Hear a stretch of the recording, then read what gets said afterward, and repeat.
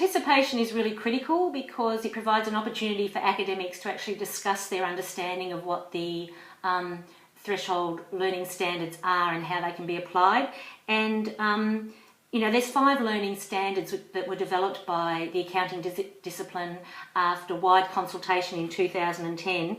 And I think we all know that words don't always ensure that there is a shared understanding. And I think about the volume of research around rubrics and the belief that they were going to ensure that there was going to be consistent marking and consistent application of standards because we had a rubric, and we know the evidence from the research tells us that because words are written down about a standard absolutely does not ensure that there is a shared understanding of what those words might mean. So when we talk about whether a particular standard has been met or not met, it's not simple enough just to have those words there. We need to unpack something as simple as whether a standard has been met or not met, and really a calibration process and sitting across the table from a colleague is where a lot of the value is added.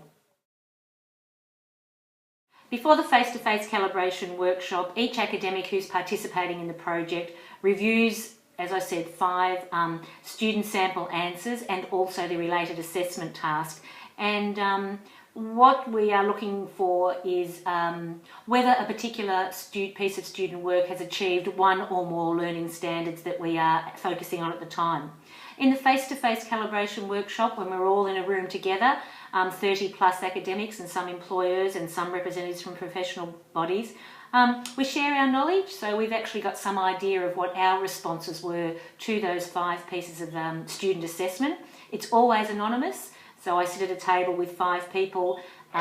We share the information, we're provided information about what each of us has actually assessed the student work at in terms of met or not met the standard. But again, anonymity is assured. So what we do is, it really reflects any peer learning process that we get our students to undertake. We discuss our perspective.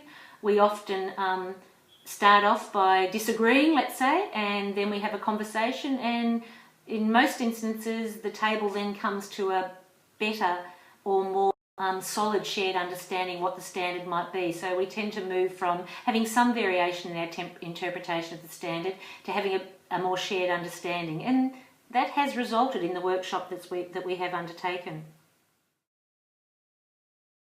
My experience has been that at times I have time to engage with the feedback from the project group, which tells me how my assessment of the standards on the 5 pieces of student work, how it rates against the other assessors in the group, and that has been useful. But even if I haven't looked at it before I get to the workshop, we're usually given 5 minutes or so just to, quietly look at what my group of 5 or 6 people have actually indicated was their assessment of the student work. And again, I know my colour code or my number, so that I know where I rate. I know where the rest of my team rates, and that does require me to reflect and to share and sometimes to support a position that may be at odds with the rest of my group. And I think it's that defending a position which you have put forward which is helpful to us, because it's not enough just to say it met or it didn't meet. We'll often have the conversation about why someone may have thought it did or didn't,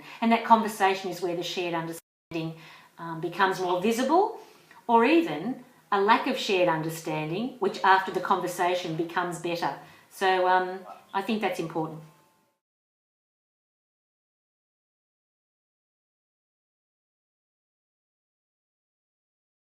The project team discussed this at length, and as a result of those discussions we decided that we would mirror, or that it would be a good idea to mirror the type of process that is undertaken with refereed journal submission. So as all of us will be aware, there are times where we have very divergent views from reviewers. So you can have a reviewer who says this is fabulous and another reviewer who says I don't think so. So what we've decided is if and when those divergent views occur, that a third reviewer will be asked to have a look at the process and have a look at the results, and for them to give their expert and calibrated opinion on what they find.